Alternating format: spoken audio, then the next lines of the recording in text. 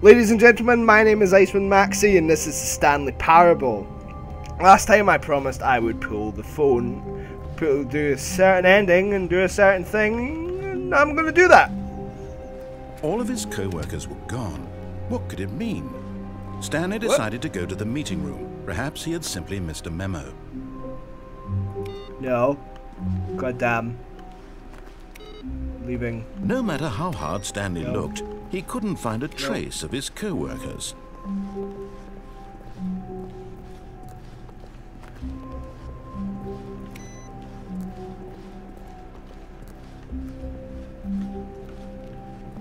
When Stanley came to a set of 2 open doors, he entered the door on his left. No, he entered the door on his right. This was not the correct way to the meeting room, and Stanley knew it perfectly well.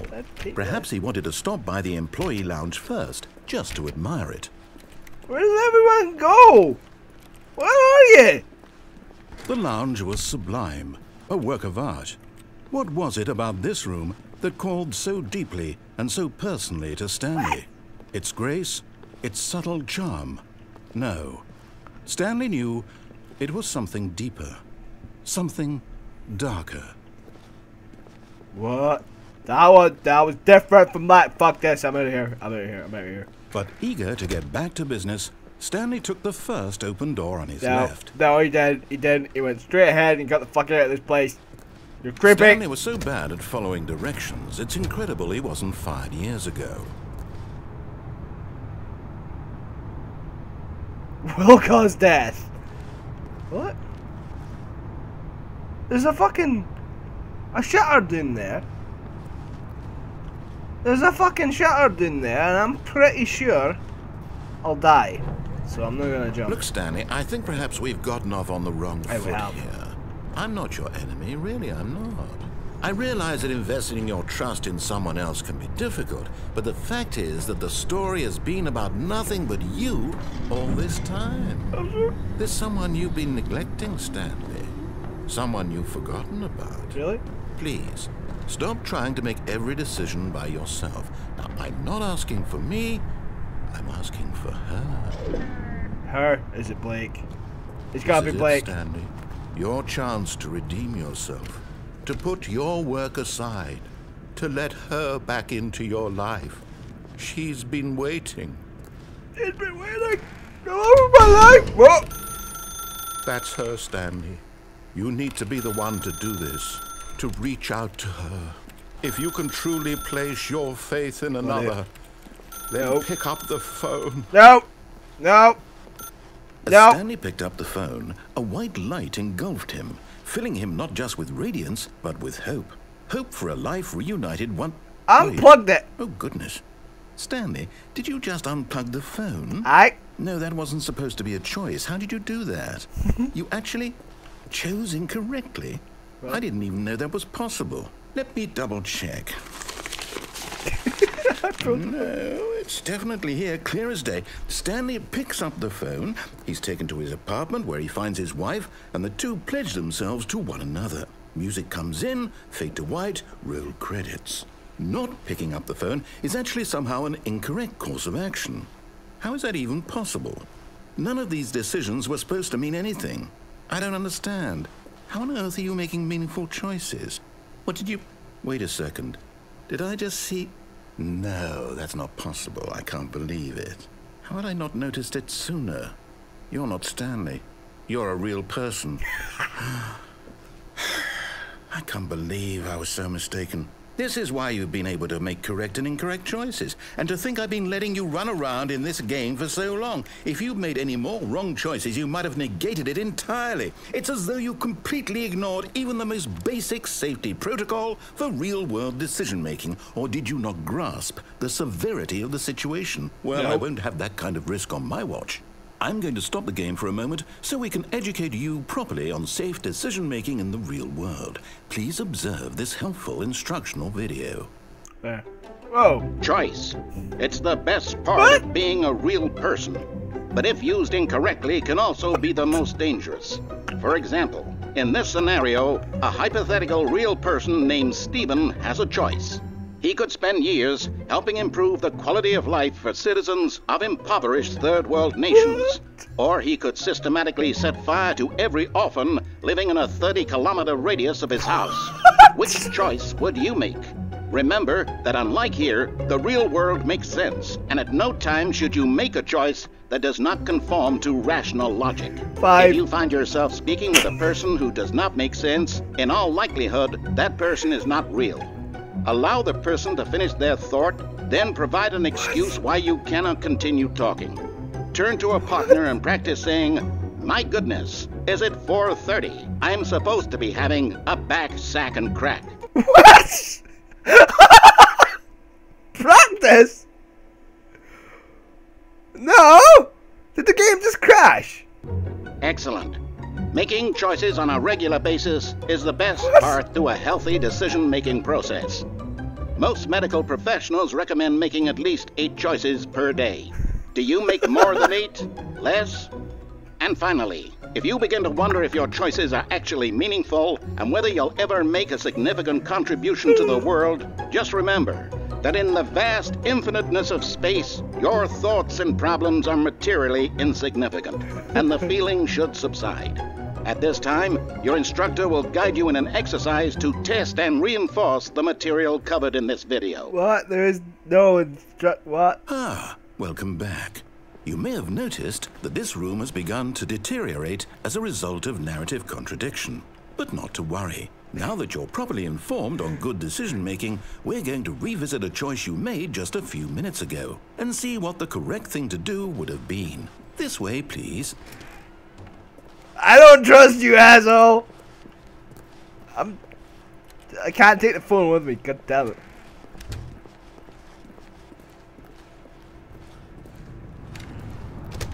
Where the hell's my choice?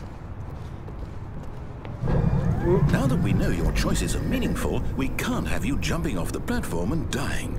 Imagine the main character dying senselessly halfway through the story. That story would make no sense at all. We just need to get you home as soon as possible before the narrative contradiction gets any worse.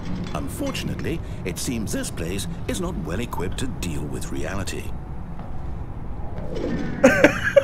Am I being babysitted? What the hell just happened? Does it happen if I do that? I just unblocked the goddamn phone. He doesn't have to get so snippy. Jesus.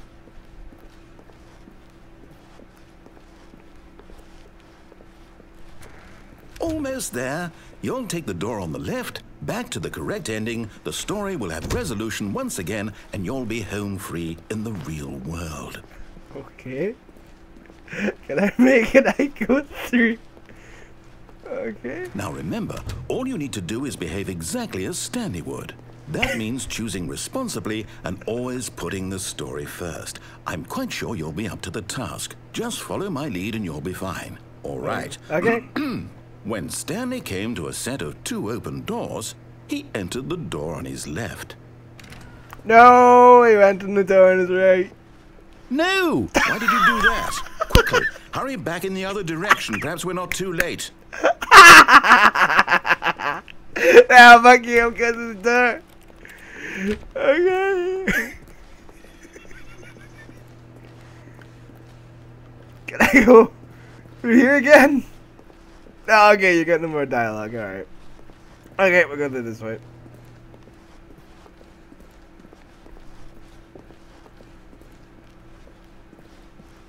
Oh, it's ruined. I can't believe, after everything we talked about, that my story, you've destroyed my work. Why? For what? What did you get out of that? What did you think was so special about seeing the game undone, left here like so much garbage? It's worthless now. I'm sorry. And what am I supposed to do? I'm sorry. Even if there were a way to continue, would it be worth it? To know that my story is now incorrect? How can I go back to that? I can't erase that knowledge. I'll have to live with it forever, reliving its impossibility forever. I couldn't live that way. Is it better to shut the game down entirely? To willingly destroy all of my work? No. What's the answer? What do I do? What do I do? What do I... No, I have to. I have to shut the game down. You don't I have to. No, you don't. I have to. You don't. Oh, shit! Oh, shit! Oh, shit! Shit! Well, I need again. Oh.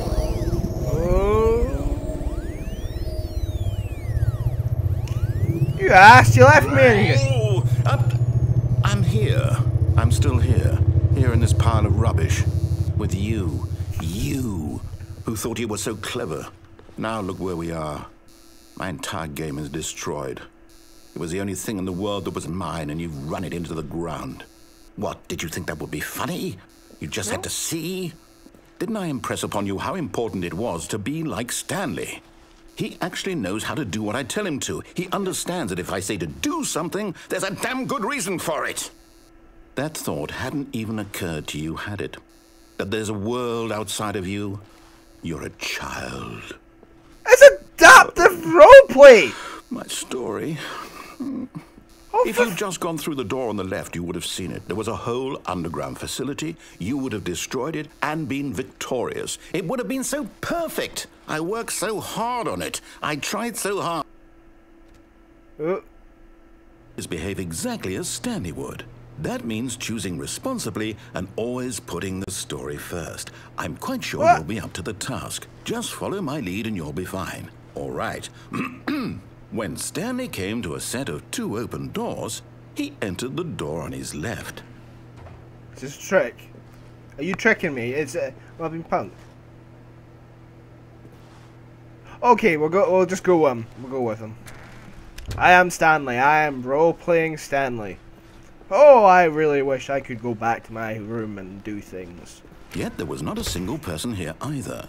Feeling a wave of disbelief, Stanley decided to go up to his boss's office, hoping he might find an answer there.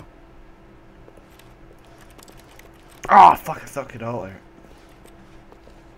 Oh, I should go to my manager's office. Oh, what is in here? What? Not me. Oh, fuck. Coming to a staircase, Stanley walked upstairs to his boss's office. Nah! I want to go down! Ah! Well, at least they let you do this. Oh. I am Stanley. Bosh. Oh, what? What the hell? Stepping inside his manager's office, Stanley was once again stunned to discover not an indication of any human life. Shocked, unraveled, Stanley wondered in disbelief who orchestrated this, until he saw the door with a voice receiver next to it. Surely behind this door lay all the answers to his questions. And beyond all probability, he knew the passcode. He had seen it on his boss's computer just last week. Nightshark 115. Was this the code to open the door? Would it still work? There was only one way to find out. Stanley had been trained never to speak up, but now he would draw from within himself the courage to face the unknown. He drew a sharp breath and then spoke the code. Nightshark 11 fuck it, click. Hello? Stanley spoke the code. Nightshark 115. He spoke it into the receiver, right there on the wall. Nightshark 117. 110. Nightshark 110. I'm sorry, is there a problem? Yeah. You didn't mishear me, did you? Please speak the code into the receiver. Otherwise we can't get on with the story. This is a crucial step. What's the code? Okay, fine. You're not going to do it. But you know what? It's pretty humiliating to bring you this far, only for you to suddenly decide you have better things to do. I asked you for this one single thing, for your respect.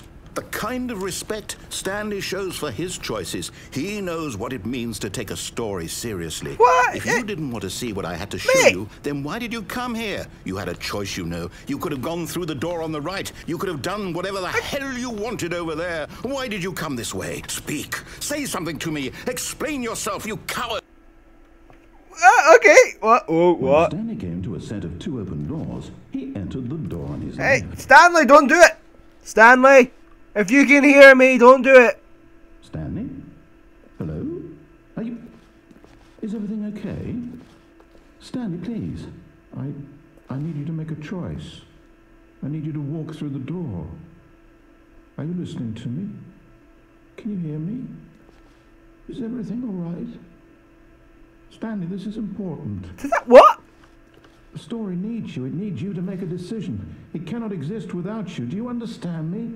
Whatever choice you make is just fine. They're both correct. You cannot be wrong here. We can work together. I'll accept whatever you do. I simply need you to take that step forward, please. I won!